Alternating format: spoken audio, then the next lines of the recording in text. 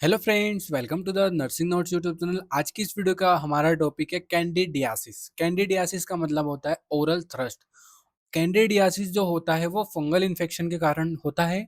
और चलिए हम इस वीडियो के अंदर पूरा ओरल जो थ्रस्ट होता है वो कैसे कॉज होता है, इसका क्या क्या ट्रीटमेंट है, क्या मैनेजमेंट कर सकते हैं हम, और कैसे होता है बॉडी के अंदर, माउथ के अंदर, ये सारी चीजें इस वीडियो के अंदर कवर करेंगे।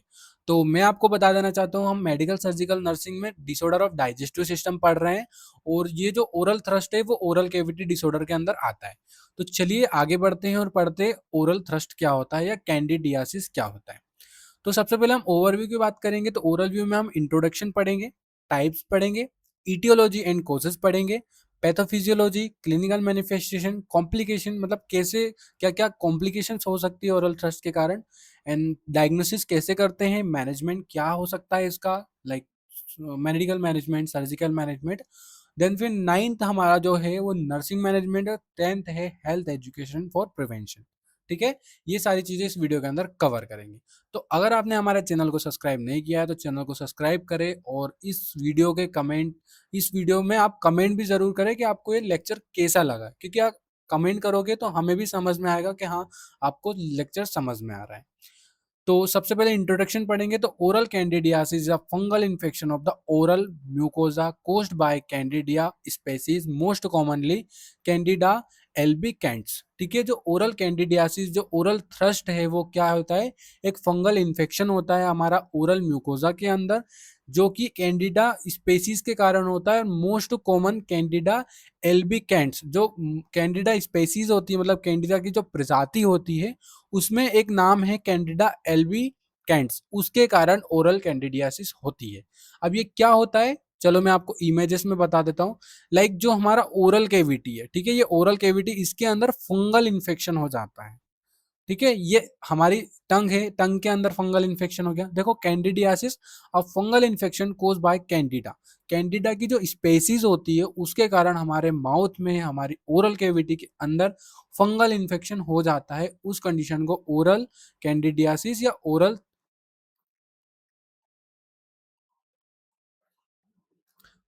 थ्रस्ट कहा जाता है। ठीक है, it is cold, it is also cold thrust. ठीक है, ओरल कैंडिडियासिस को ओरल थ्रस्ट के नाम से भी जाना जाता है, तो आप इसमें कंफ्यूज मत होइएगा। Common in immunocompromised patient, neonates, elderly, diabetes and patient on antibiotics और कॉर्टिकोस्टेरॉइड्स। ठीक है, ये कॉमन मतलब किन के अंदर देखने को मिलता है, जो इम्यूनो कॉम्प्रोमाइज्ड पेशेंट होते हैं उनके अंदर, न्यूनेट जो बच्चे होते हैं, क्योंकि उनके अच्छे से ओरल की सफाई नहीं हो पाती, उनको हो सकता है।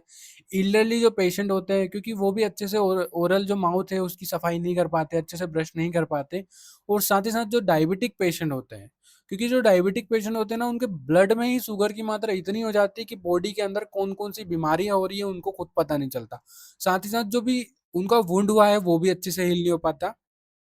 और पेशेंट ऑन एंटीबायोटिक और कॉर्टिकोस्टेरॉइड, जो पेशेंट एंटीबायोटिक्स ज्यादा मात्रा में ले रहे हैं और कॉर्टिकोस्टेरॉइड्स खा रहे हैं, उनको भी आपको ये देखने को मिलता है, ओरल थ्रस्ट या oral candidiasis.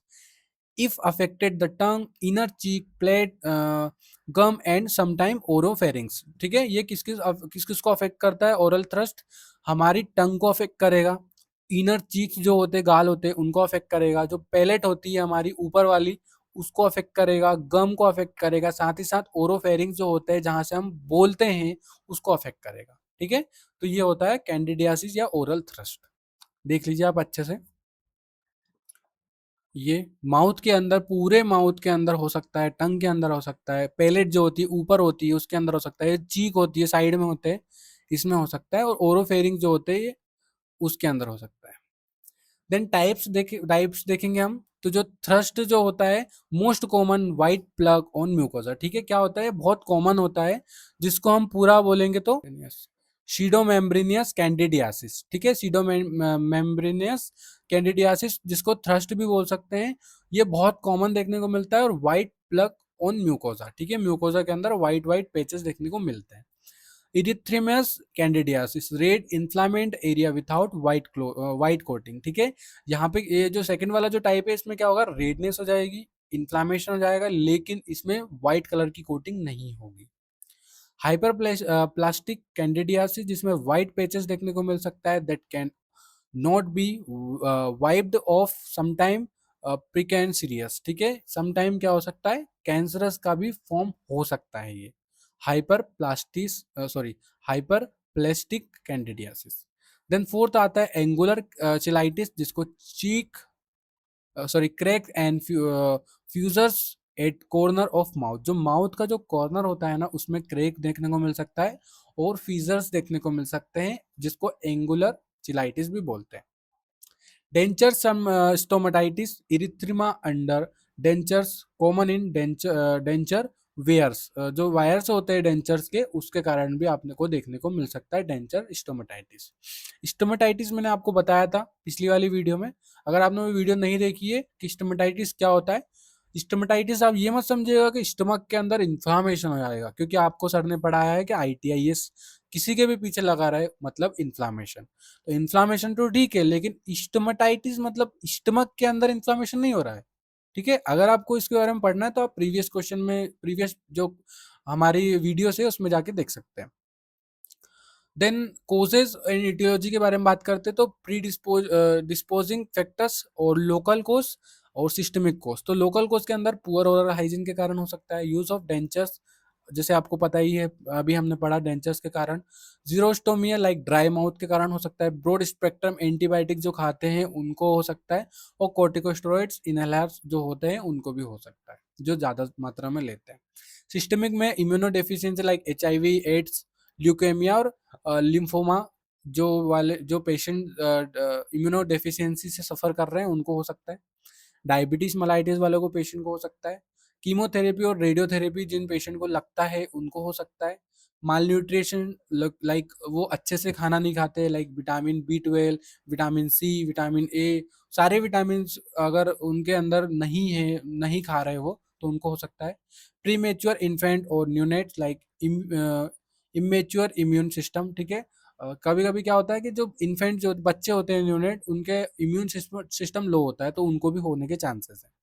Chronic illness of prolonged hospitalisation, ठीक है। क्रोनिक इलनेस और प्रोलॉन्ग्ड हॉस्पिटलाइजेशन में रह रहे हैं और वो अच्छे से माउथ की केयर नहीं कर पा रहे, तो उनको हो सकता है।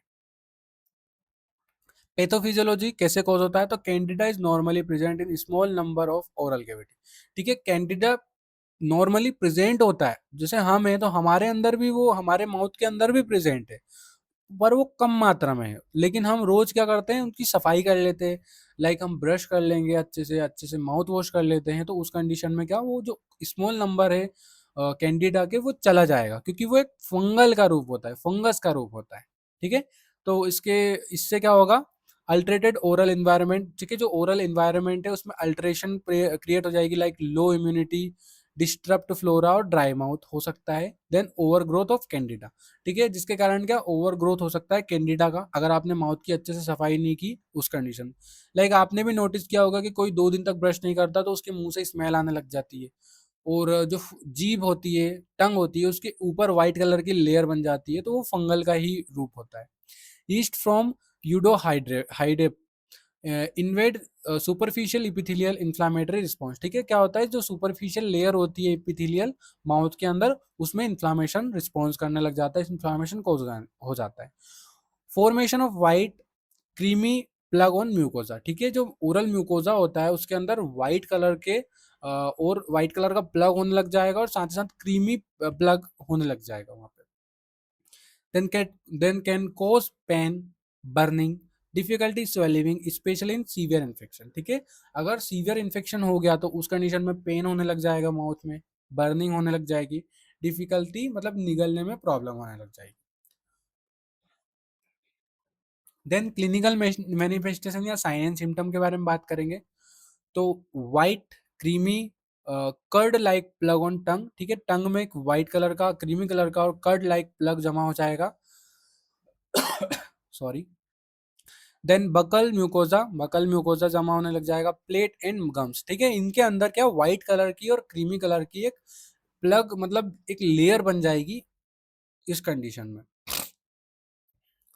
Plug can be wiped off leaving erythematous, sometime bleeding base, pain और burning sensation in mouth especially on eating, ठीक है। जब आप खाना खाओगे तो उस कंडीशन में आपको पेन और बर्निंग सेंसेशन होने लग जाएगा माउथ के अंदर।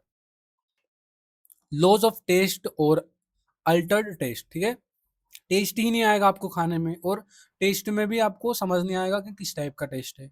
ड्राई माउथ हो जाएगा जिसको जीरोस्टोमिया बोलते हैं। Crack at corner of mouth, ठीक है, माउथ के अंदर क्रेक आने लग जाएगा कॉर्नर में, लाइक एंगुलर चिलाइटिस बोलते हैं जिसको।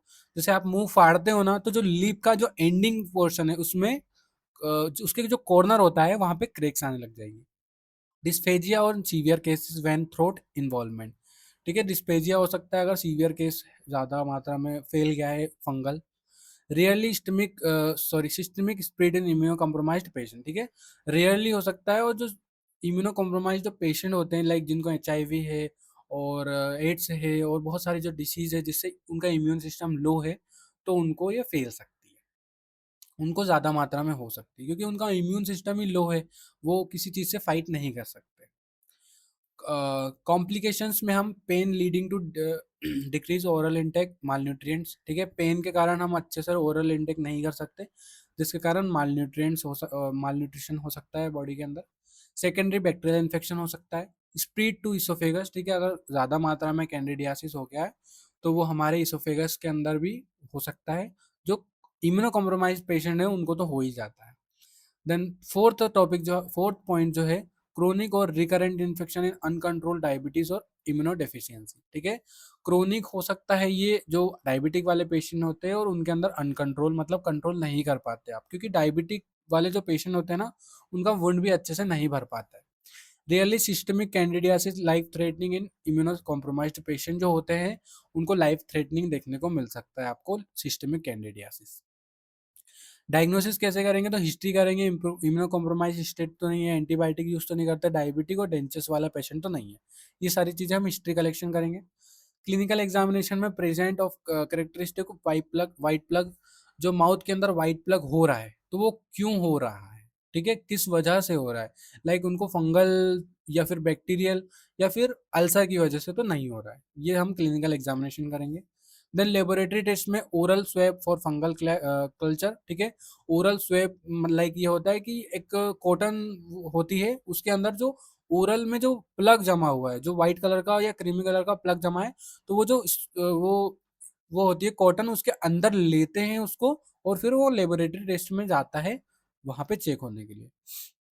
पोटेशियम हाइड्रोक्साइड माउथ इन डिटेक्ट फंगल हाइपी, ठीक है, KOH पोटेशियम हाइड्रोक्साइड काउंट से पता चलता है फंगल हाइपी क्या मतलब, ये पता चल जाता है। Blood sugar level in diabetes, ठीक है, डायबिटीज वाले पेशेंट को ब्लड शुगर लेवल टेस्ट कराना है, लाइक बहुत ज़्यादा डायबिटीज तो नहीं है उनके, मतलब ब्लड शुगर लेवल बहुत ज़्यादा मात्रा में तो नहीं है, अगर है तो फिर इंसुलिन का जो इंजेक्शन है वो पर डे लगता ही है। HIV testing if recurrent severe infection, ठीक है, HIV टेस्टिंग कराना है अगर सीवियर इन्फेक्शन है और रिकरेंट हो रहा है बार बार वही इन्फेक्शन हो रहा है तो HIV टेस्ट कराना है।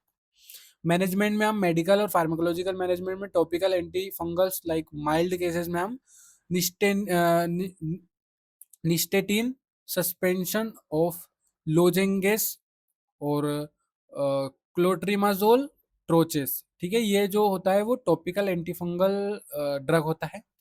और systemic antifungal for severe immuno compromised cases में फ्लूकोनाजोल लाइक ओरल जो जेल होती है वो, और itraconazole ketoconazole and resistant cases, ठीक है, सिस्टमिक एंटीफंगल में हम ये करेंगे। लाइक फ्लूकोनाजोल जो होता है वो ओरल ड्रग होता है, हम माउथ से खा सकते हैं इसको।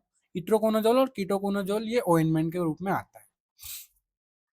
Treat underlying predisposition factors like diabetes, immunodeficiency और डेंचर्स, ठीक है, अंडरलाइन प्रीडिस्पोजिशन जो फैक्टर्स है, लाइक जो अंदर के फैक्टर्स है जो ओरल थ्रस्ट पैदा कर रहे हैं या ओरल थ्रस्ट ला रहे हैं, लाइक जो डायबिटीज है उस कंडीशन में हो रहा है, इम्यूनोडेफिशिएंसी की कंडीशन में हो रहा है, डेंचर्स अगर माउथ के अंदर है, दांत के अंदर डेंचर्स लगे हुए हैं, तो या तो उसको ट्रीटमेंट कराना है, उसको अच्छे से फिट कराना है, या फिर उसको रिमूव करवा दो थोड़े टाइम के लिए जब तक आपका ओरल थ्रस्ट खत्म ना हो जाए। डेंटल एंड लोकल मैनेजमेंट में गुड ओरल हाइजीन करना है आपको, लाइक ब्रशिंग अच्छे से करना है। Clean dentures regularly at stroke of anti fungal solution, ठीक है, जो एंटी फंगल सोल्यूशन होता है उससे आपको डेंचर्स को अच्छे से रेगुलरली क्लीन करना है। Avoid irritant food like spicy acidic food आपको अवॉइड करना है। मेंटेन ड्राई ओरल इन्वायरमेंट, ठीक है, आपको माउथ का जो ड्राई ओरल इन्वायरमेंट है वो मेंटेन करके रखना है। डाइटरी मैनेजमेंट सोप और ब्लेंड डाइट देंगे हम। Avoid sugar rich food, like अगर उसको डायबिटीज है तो शुगर रिच फूड आपको अवॉइड करना है। एडिक्वेट हाइड्रेशन, मतलब हाइड्रेशन जो है बॉडी के अंदर वो अच्छे से प्रॉपर मात्रा में हाइड्रेट रहना, पेशेंट को रखना है। लाइक पानी अच्छे से उनको पिलाना है, या फिर उनके बॉडी के अंदर डिहाइड्रेशन हो रही है तो ओआरएस पिला सकते हो, या फिर बॉटल लगा सकते हो, एनएस वगैरह, जो भी आपको पेशेंट के अकॉर्डिंग रहती है। Nutrients rich diet to support immunity, ठीक है, इम्यूनिटी को सपोर्ट करने के लिए, इम्यूनिटी को बढ़ाने के लिए न्यूट्रिशन रिच डाइट देते हैं पेशेंट को। देन नर्सिंग मैनेजमेंट में assess oral cavity and white plug redness and pain, ठीक है, असिस्मेंट करना है इसका। Educate patient about proper oral hygiene and denture care, ठीक है, पेशेंट को एजुकेट करना है कि आप जो ओरल हाइजीन है आपको वो अच्छे से आप मैनेजमेंट करके रखें। और डेंचर जो केयर है आपको वो भी रखना है, लाइक उसमें तार तो नहीं निकल रहा है, उसकी वजह से आपको माउथ में लग रहा होगा, उसकी वजह से आपको फंगल इन्फेक्शन हो गया माउथ में, ये सारी चीज़ें। Then administration prescribe antifungal medication and monitor response, ठीक है, प्रिस्क्राइब करना है एंटीफंगल जो मेडिकेशन है वो। Encourage small frequent meal and adequate hydration, ठीक है, स्मॉल फ्रिक्वेंट मील प्रोवाइड करना है और साथ ही साथ हाइड्रेशन को बनाए रखना है। Monitor blood sugar and diabetic patient, ठीक है, डायबिटिक पेशेंट है तो ब्लड शुगर लेवल टेस्ट हमें चेक करते रहना है। Educate patient to avoid antibiotics और कॉर्टिकोस्टेरॉइड विदाउट प्रिस्क्रिप्शन, पेशेंट को एजुकेट करना है कि आप जो एंटीबायोटिक्स खा रहे हो, जो कॉर्टिकोस्टेरॉइड्स ले रहे हो, वो क्यों ले रहे हो, मतलब लाइक किस वजह से ले रहे हो। अगर आपको ज़्यादा सीवियर कंडीशन नहीं है तो आप नहीं लो, प्रिस्क्राइब अगर डॉक्टर ने किया है, अगर आपको नीड है तो ही आप ले, नहीं तो ना ले। या आपको जो भी जिस कंडीशन में आप ले रहे हो एंटीबायोटिक्स, अगर वो ठीक हो गया तो आप बंद कर दे उसको। Provide emotional support for recurrent और क्रोनिक केसेस, ठीक है, इमोशनल सपोर्ट प्रोवाइड करना है, लाइक क्रोनिक केस है उसको डायबिटिक मेलाइटिस है तो भी उनको इमोशनल सपोर्ट प्रोवाइड करना है। Health education and prevention measurement में मेंटेन गुड ओरल हाइजीन, ठीक है, ओरल हाइजीन को अच्छे से मतलब ओरल जो हाइजीन है उसको अच्छी तरह से मेंटेन करके रखना है, लाइक दिन में 2 बार ब्रश करना है। एंटीसेप्टिक माउथ वॉश आते हैं उससे आपको यूज़ करना है उसको 10 से 15 ml। Clean dentures properly remove at night, ठीक है, आप रात में सोते टाइम डेंचर्स को अच्छे से क्लीन करें, जिसकी वजह से जो जमा हुआ है आपका खाना वो अच्छे से निकल जाए, आप ब्रुश भी कर सकते हो आराम से। Control diabetes and systemic disease, ठीक है, डायबिटीज को कंट्रोल करना है और सिस्टमिक जो भी डिसीज है लाइक हाइपरटेंशन या फिर जो भी सिस्टमिक डिसीज है उसको भी कंट्रोल करना है। Avoid smoking, alcohol, excessive sugar, ठीक है, अवॉइड करवाना है स्मोकिंग को, एल्कोहल को, और एक्सेसिव शुगर ज़्यादा मात्रा में इंटेक ना करे वो, क्योंकि डायबिटिक पहले से ही है। रेगुलर डेंचर्स चेकअप, ठीक है, रेगुलर डेंचर्स चेकअप करवाना है जब तक आपका ओरल थ्रस्ट खत्म नहीं हो जाता। Educate immunocompromise patient to report oral lesion promptly promptly, क्या है, एजुकेट मतलब पेशेंट को एजुकेट करना है, जो immuno compromised patient like HIV और जो एड्स से सफ़र कर रहे हैं उन पेशेंट को एजुकेट करना है और उनसे बोलना है कि आपका ओरल जो रीजन है, लीजन है, उसको अच्छे से आप क्लीन करके रखें, और अगर वो ठीक नहीं हो रहा तो आप हमें बताएं, डॉक्टर्स जो होते हैं उनको। ठीक है, देन थैंक यू। अगर आपको ये वीडियो अच्छी लगी है, लेक्चर अच्छा लगा है तो वीडियो को लाइक करके चैनल को सब्सक्राइब जरूर करें, और इस वीडियो के जो कमेंट बॉक्स है उसमें कमेंट जरूर करें कि आपको ये लेक्चर कैसा लगा। Thank you.